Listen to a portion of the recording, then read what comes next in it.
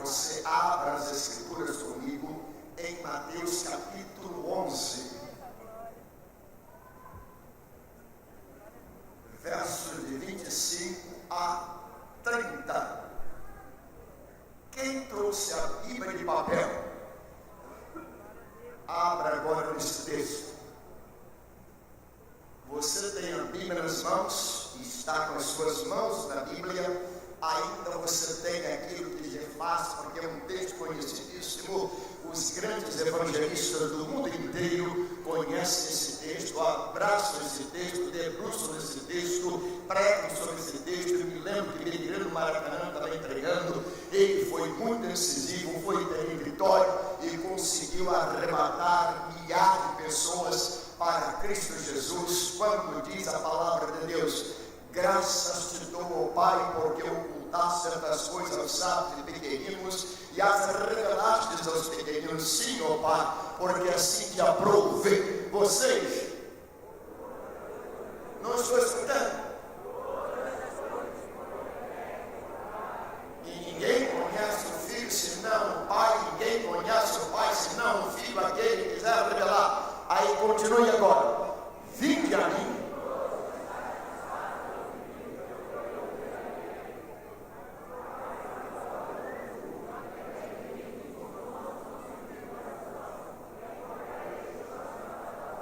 Que lindo texto. Você vai dizer: pastor, não é uma cruzada evangelística, não é uma noite para falar de Jesus. Meu querido, se você entrar aqui, você sempre ouvirá falando de Jesus, falando de salvação, falando de libertação, falando da graça de Deus, falando do amor de Deus, falando das misericórdias de Deus. E esse texto é fácil, sim, mas ele é próprio também para uma noite como esta. E a temática proposta já está na tela. Vamos lá.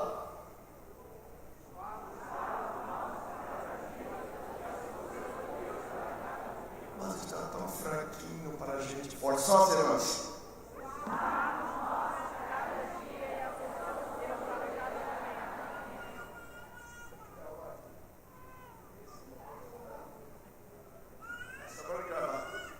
De novo, agora os homens, agora. Os fardos nossos de cada dia. Agora todos, estrepitosamente, se você não guardar o sermão, se você não anotar os pontos do sermão, você pelo menos vai levar esta mensagem clara, fácil, que está agora como topo, como título, ou como alguma coisa que vai lhe ajudar. Vamos lá. Os fardos nossos de cada dia e a solução de Deus para cada momento, para cada situação, para cada manhã, para cada tarde, para cada noite. Vamos agora sentar, meus queridos. A história, olhem para cá. Eu não consigo pregar se não olhar para você. Você também não vai conseguir me ouvir se você não olhar para cá. Por quê? Ao tempo em que eu ouço o pastor com os meus ouvidos, também procuro ouvi-lo com os meus olhos. A história do homem, depois da queda adâmica ou edêmica, evidentemente é uma história sofrida. É uma história de que alguém falhou, houve um blackout lá no jardim do Éden. Isto está no capítulo 3 de Gênesis, quando parece que houve um apagão, tudo se apagou e o homem sentiu que ele estava agora sem poder enfrentar, encarar ou ainda estar na presença de Deus. Meus amados, você vai dizer: pastor, Noé parece que depois que ele realizou aquele feito épico da arca, quando ele também embriagou-se com vinho, aquilo marcou a sua vida e ele ficou durante toda a sua vida com aquele estigma: eu falhei. Ainda se percorrermos a história sagrada, vamos encontrar Abraão. Abraão também teve um momento na sua vida quando ele mentiu. Você vai dizer: pastor, mas foi uma mentirinha, foi alguma coisa branca, seja o que for. Ele carregou aquilo por toda a sua vida. Isaac, vindo atrás dele também, não fez diferente. Você vai para Jacó. Jacó também teve a sua experiência de ser um homem, parece que estigmatizado. por causa da sua esperteza no que respeita à bênção, à primogenitura, quando ele tomou do seu irmão Esaú. Ainda você vai para frente, você vai encontrar outros personagens, como Moisés, que também se tornou um homem sanguinário, e isso acompanhou por toda a sua vida. Davi, que pecou também contra Deus, contra Urias, ele também carregou este problema, e isto parece que estava na consciência dele, na alma dele, no coração dele, por onde ele andava, parece que aquilo o perseguia. E assim, meus queridos, vamos chegar até Pedro também, que negou a Jesus na noite em que Jesus, olhando para ele, fitou, sem dizer uma palavra. Pedro saiu daquela reunião no meio dos incrédulos, dos ímpios, e chorou amargamente, arrependendo-se. Mas isto parece que acompanhava Pedro, e ele ficou sem dúvida marcado por causa desta situação. Enfim, queridos, cada um de nós tem alguma coisa às vezes que parece que nos segue. Já pensou nisso? Agora falando baixinho, aqui para nós, muito coloquialmente, muito interpessoal. Alguma coisa que você fez que não deveria ter feito, alguma coisa que você comprou que não deveria comprar, alguma coisa que você vendeu que não deveria vender, alguma coisa que você simplesmente realizou que não deveria realizar. Enfim, há alguma coisa que nós fazemos e aborrece a santidade de Deus. Isto torna-se um verdadeiro fardo psicológico, emocional, incomoda, e quando ouvimos alguma palavra a respeito disso, nós ficamos, olha, foi exatamente o que aconteceu comigo, foi isto que ocorreu comigo, e eu sinto que este fardo está pesando, pesa na minha alma, pesa no meu coração, pesa no meu sentimento, pesa na minha vida. Meu querido aqui presente, lógico, eu quero trazer para vocês não fardos, mas quero mencionar e depois apresentar para cada situação um socorro de Deus. Em dimensão primeira, nós encontraremos o fardo da ansiedade. Quantas vezes nós estamos ansiosos pelo dia de amanhã, estamos ansiosos por aquele encontro, estamos ansiosos por alguma coisa que há de vir depois, ansiosos para voltarmos para casa, ansiosos para dormir, ansiosos para acordar. Já diz Deuteronômio capítulo 33, há quem dera vir amanhã, quando chega de manhã, há quem dera vir à noite. Parece que esta situação cíclica, ou esta situação incomoda, seja o que for, a ansiedade. Aí chega Jesus, o autor destas palavras: vinde a mim, todos vós que estáis cansados e sobrecarregados ou oprimidos, e eu vos aliviarei. Meu querido, quando você chega em Mateus capítulo de número 6, versículo a partir do 25, você lê: não estejais inquietos por coisa alguma. Meu querido, quantas vezes nós ficamos desassossegados, ficamos naquela sofreguidão, ficamos naquela ansiedade, ficamos alguma coisa, parece que asfixia, parece que alguma coisa tira a nossa paz, tira a nossa tranquilidade. E se você pode, penso que vai dar tempo, jogue na tela, minha querida, Mateus capítulo 6, verso de 25 a 33. Veja que preciosidade. Jesus diz: não estejais desassossegados, não estejais inquietos, não estejais ansiosos por coisa alguma. Vamos lá.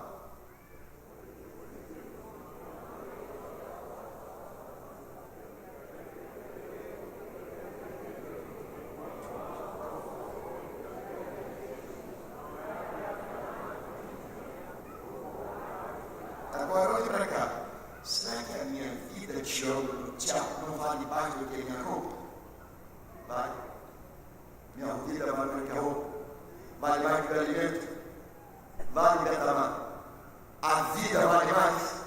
Quantos aqui acreditam que a vida é mais do que comida ou bebida? A vida é mais do que roupa. A vida é mais do que coisa transitória. Levanta o braço e diga: eu creio que a vida importante.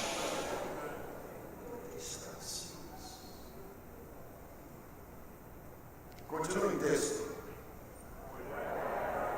Olha que preciosidade.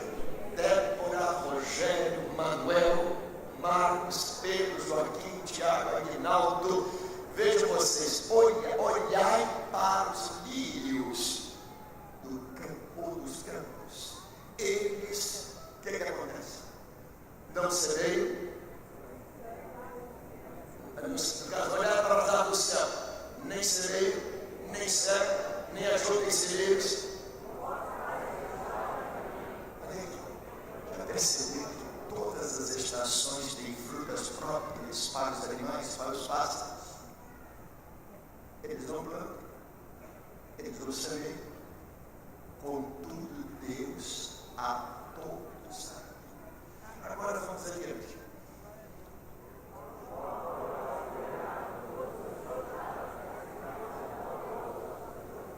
Olha agora, olha cá. Quem de nós pode acrescentar um côvado ao custo de sua existência? Outra palavra, quem de nós pode acrescentar um dia mais da vida? Quando os horrores da morte, a sombra da morte, ou alguma coisa estiver parecida e vamos morrer, quem de nós vai acrescentar um dia? Então Deus diz assim: ninguém pode, só Deus pode nos ajudar. Agora veja com respeito ao livro.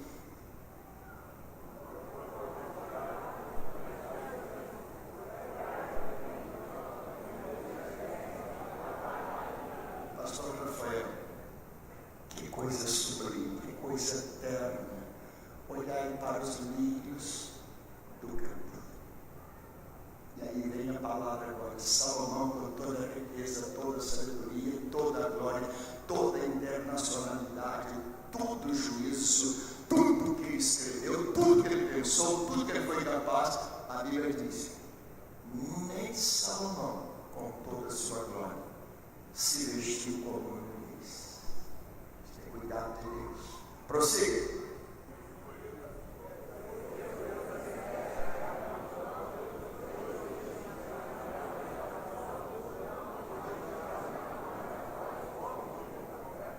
Prossiga.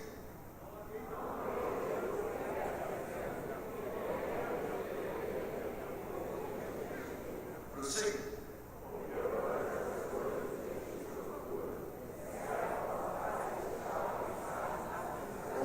Joyce, estas coisas todo mundo procura. Às vezes, pastor, mas eu ganhava tanto dinheiro, hoje não estou ganhando.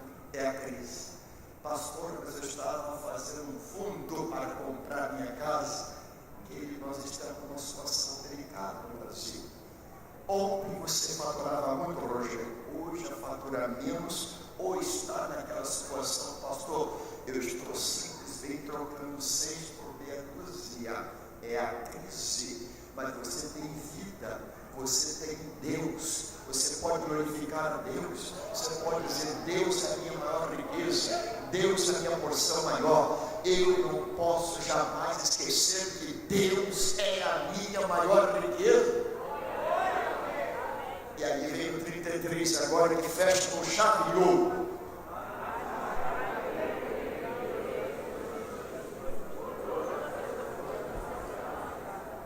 Se colocarmos a Deus em primeiro lugar, antes de tudo e mais de tudo, as coisas que são evidentemente decorrentes de um trabalho, de um esforço, de uma vontade, de uma tenacidade, de uma determinação, estas coisas nos serão multiplicadas ou acrescentadas. Agora, uma outra situação que às vezes nos incomoda, além do fardo da ansiedade. Jesus Cristo viu tanta gente ansiosa, ele também disse: o fardo da solidão. Eu tenho dito nos meus alfarrábios, nos meus postulados, que eu nunca vi tanta gente sofrendo tanto, desde tão terrível mal. Estou no meio da multidão, estou no meio de uma igreja, estou no meio de tanta gente, mas na verdade, pastor, eu tenho aquela sensação de que estou só. Eu saio daqui cabisbaixo, eu vou para casa tranquilo, eu chego em casa, minha família às vezes me recebe bem, mas há dentro de mim aquele sentimento de solidão. O que é que Deus responde? Como é que Deus responde? O que é que Deus diz para quem se julga solitário? Para quem está dizendo, pastor, eu estou precisando de um abraço de Deus, do divã de Deus, da presença de Deus, da graça de Deus. Eu estou precisando de um beijo do Espírito Santo. Meu querido, nesta noite Deus diz para você, Ele faz com que o solitário viva em família. Salmo 68, versículo 5. Joga na tela aí, meu querido. Olha que preciosidade. O Senhor é Deus das viúvas, Deus dos órfãos, e faz com que o solitário viva em família. Vamos lá. Pai dos órfãos, juiz das viúvas. Prossiga. Cadê o solitário?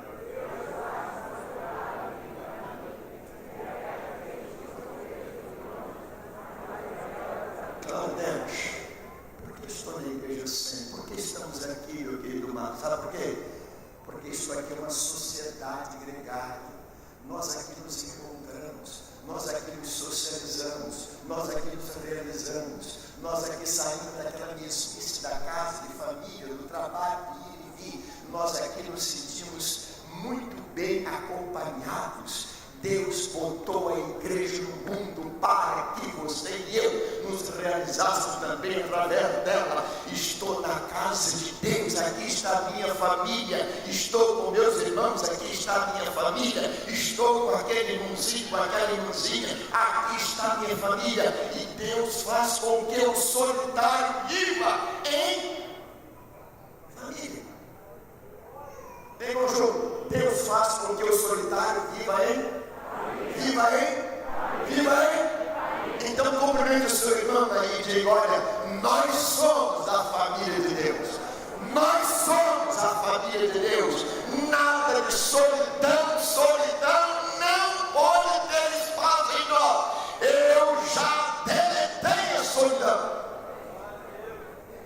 Ainda há outro fardo que às vezes nos incomoda, é o fardo do desapontamento. Aquela tristeza que alguém causou, aquele problema que alguém evidentemente causou você, aquela decepção que alguém lhe causou. Quem sabe, pastor da igreja, eu sou humano hoje.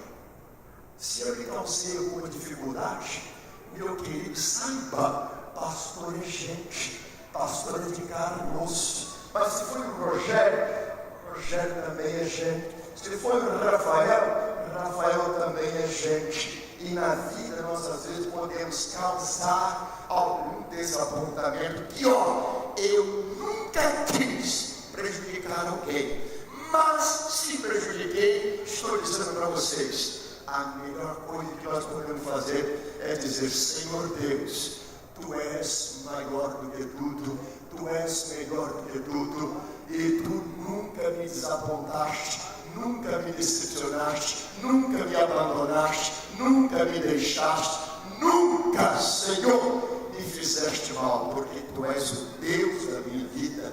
Se alguém, meu querido, me desapontou, se alguém puxou o seu tapete lá do trabalho, da sua casa, da sua rua, do seu condomínio, quanta gente que vive às vezes situação de condomínio, pastor, só Deus sabe para suportar aquela gente, aquele vizinho, aquela vizinha, seja o que for, você está desapontado, está desiludido, está enfraquecido, está hoje dizendo, pastor, eu estou vivendo uma grande decepção.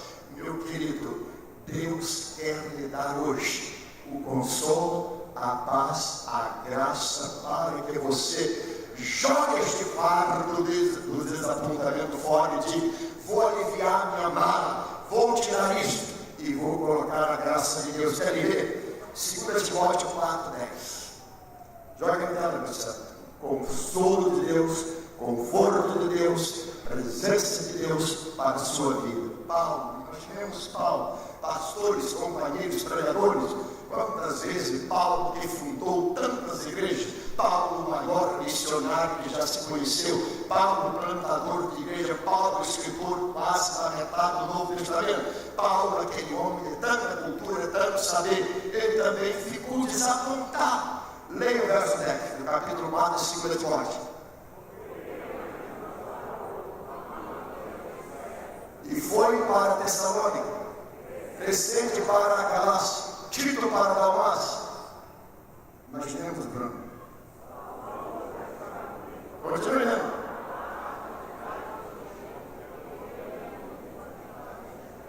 Minha querida, meu querido, às vezes a gente tem a sensação: por que o pastor não falou comigo? Por que o pastor não apertou minha mão?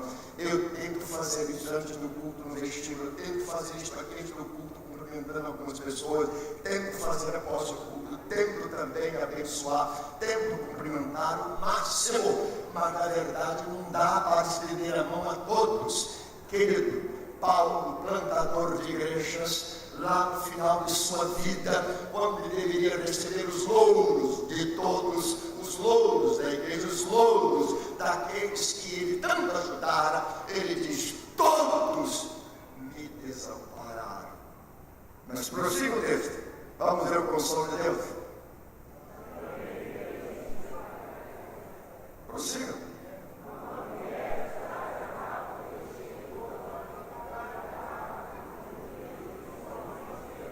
Prossiga.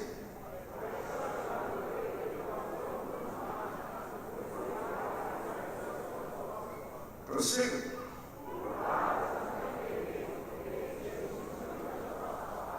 Olha quanta gente que resiste à palavra de Deus, resiste o profeta de Deus, resiste a ordem de Deus, resiste a mensagem de Deus e causa tanto transtorno. Prossiga.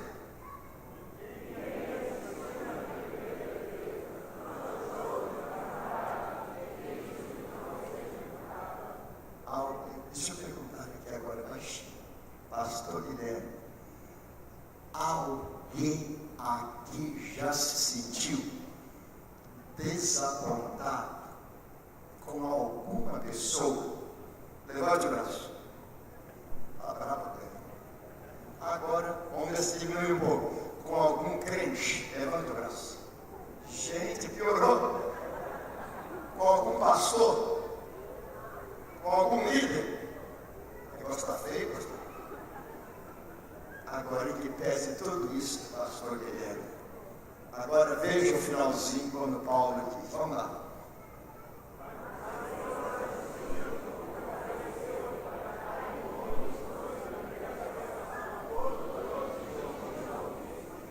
Sabe quem não te decepciona, meu querido jovem? É Deus. Você está na igreja por causa de Deus. A quem você serve é Deus. A quem você segue é Deus. A quem você louva é Deus. Ele nunca te decepcionou, nem vai te decepcionar. Deus não causa desapontamento. Se alguém está hoje desapontado, desiludido, está dizendo: pastor, só Deus sabe o que me fizeram. Fizeram também a Jesus e a Paulo. E ele diz: o Senhor me fortaleceu. Isto é o fardo que você vai jogar fora. Eu falei: pastor, Deus está lhe vendo minha carne. Minha mala está quase vazia. Diga comigo: a mala dos problemas, a mala dos fardos já está ficando vazia. E daqui a pouco ele vai dizer: esvaziou tudo. Agora eu só tenho a graça de Deus. Mas existe outro fardo, o fardo da angústia. O que é isso? Aquele aperto. Pastor, você diz: pastor, só Deus sabe da minha dor, da minha angústia, do meu pesar, do meu sofrer. Pastor, às vezes eu rolo na cama, o travesseiro tem sido meu companheiro, as lágrimas se misturam com as minhas palavras e se tornam alimento para mim. Nesta situação, Deus chega para você e diz: vinde a mim, todos vós que estáis cansados, angustiados, e eu vos aliviarei. Sabe quem pode esvaziar a nossa mala dos fardos? Jesus. Aí você vai para o Salmo 116. Vejam lá, rapidamente. Verso versos de 3 a 7. Vai crescer? Os cordéis da morte me cercaram e a angústia do inferno se apoderaram de mim, encontrei a perda e tristeza. Prossigam.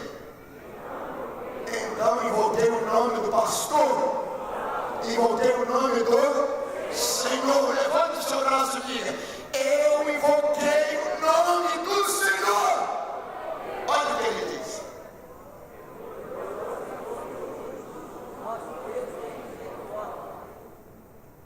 O Senhor.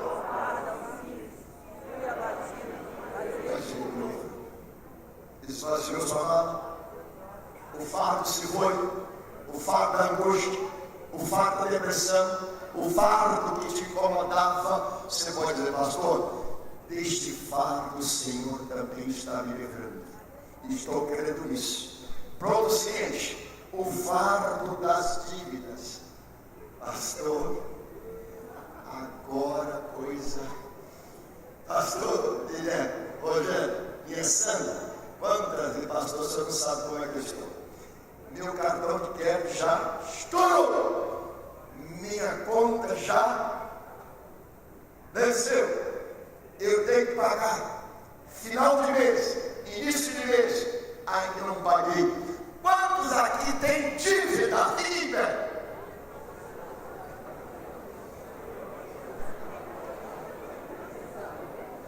Tem gente que não deve. Amado, você deve IPTU, IPTO, IPTA, IPTI, você deve a conta de luz, você deve imposto. Eu fui comprar um perfume um dia desse, sabe o que me disseram? Pastor, 84% desse perfume é imposto para o governo. Isso. Vou andar fedido agora. Isso. Agora, quem de fato tem dívida e quer pagá-la? Fique em pé. Digam todos: eu devo, reconheço, mas o Senhor me ajudará, o Senhor me abençoará, o Senhor cuidará de mim, o Senhor me dará recursos. Eu creio que Deus vai me ajudar. Querem ver? Fardo das dívidas. Yasmin, você não deve nada. Está sentadinho. Quer ver uma coisa? Jesus estava enfrentando esses problemas sociais e econômicos, financeiros, como os discípulos. E um deles chegou: Senhor, estão cobrando imposto aí. Aí Jesus disse: olha, eu vou apresentar uma solução. Você vai sentar? Já pagou a dívida? Quem tem dívida, fica em pé. Vamos ler o texto, Hamilton. Mateus capítulo 16, versos 26 e 27. Como que Jesus disse: nós vamos pagar isso? Olha que precisidade, irmão. Leamos. Pois que não, esse não. É uma coisa errada. É esse texto? Não. É sobre. Será que eu indiquei errado? Mateus 16, perdão, 17. 17, perdão, desculpa. Mateus 17, 26 e 27. Disse Pedro: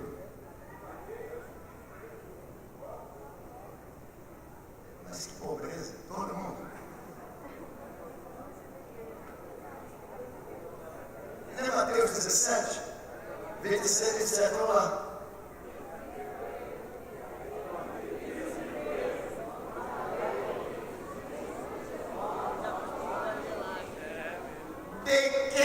Somos filhos de Deus.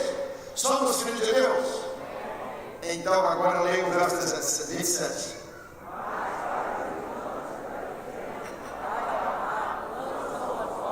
Tira o primeiro peixe que espinho, abre a boca e contarás os cátaros. Toma o metal ouvido por ti. Nós tivemos a Ana Cláudia. Ana Cláudia sumiu? Ana Cláudia, imaginamos você você com sua dívida, com seu marido, com seu filho, pastor, como é que eu vou pagar? Jesus disse naquela circunstância: Pedro, vai ao mar, lança lá um anzol. Vai pegar uma moeda, vai pegar peixe, vai pegar uma moeda. Não se preocupe com o peixe, não se preocupe com a moeda. Pedro obedeceu, foi lá, pescou, pegou a moeda. Aí Jesus disse: agora paga a tua e a minha, paga o teu e o meu. Queridos, nisso aqui eu vejo uma grande lição, a pedagogia de Jesus. Ele está dizendo: hoje, você que pela fé veio à igreja, pela fé marchou, pela fé está de pé, pela fé crê que Deus vai te abençoar. Deus está dizendo: hoje você vai lançar o seu anzol em algum lugar e Deus vai lhe dar solução.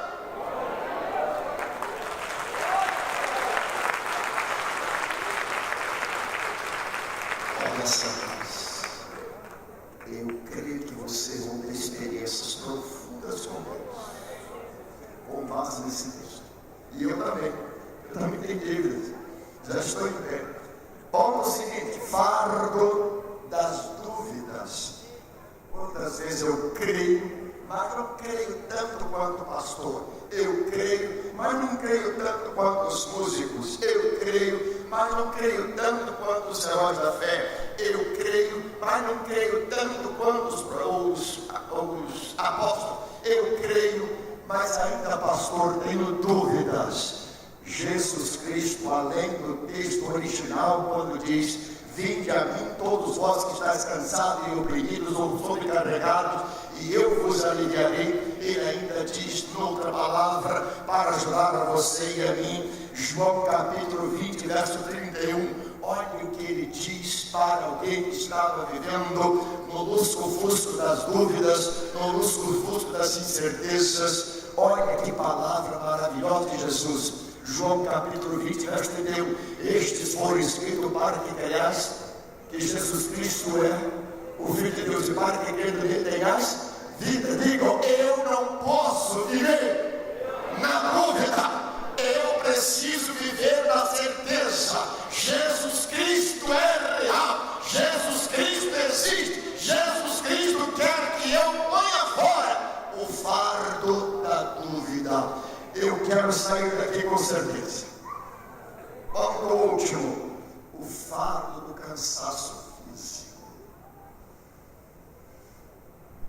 Quantas vezes o joelho trôpego, quantas vezes os braços já não levantam mais, quantas vezes já não consigo mais dobrar os meus joelhos para orar, quantas vezes não consigo mais pular, saltar, cantar, vibrar, quantas vezes eu me sinto fisicamente cansado do trabalho, cansado da correria, cansado de ir e vir, cansado de levantar, cansado de trabalhar, cansaço físico. Meu querido, a esta altura do campeonato, se você me perguntar se eu estou cansado, eu vou dizer não. Se está desanimado, também não. Se está desapontado, também não. Se está cheio de dúvida, também não. Se estou cheio de percalço, também não, meu querido. Porque todos os meus fardos, Jesus Cristo já levou. Fiquemos em pé agora para a conclusão.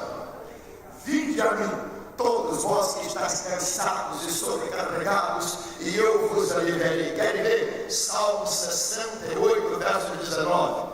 Joga na tela, minha santa. Esse não estava escrito, não me veio a memória. Salmo 68, 19. Olha que preciosidade. Achou? Vamos lá. Bendito seja o Senhor Deus.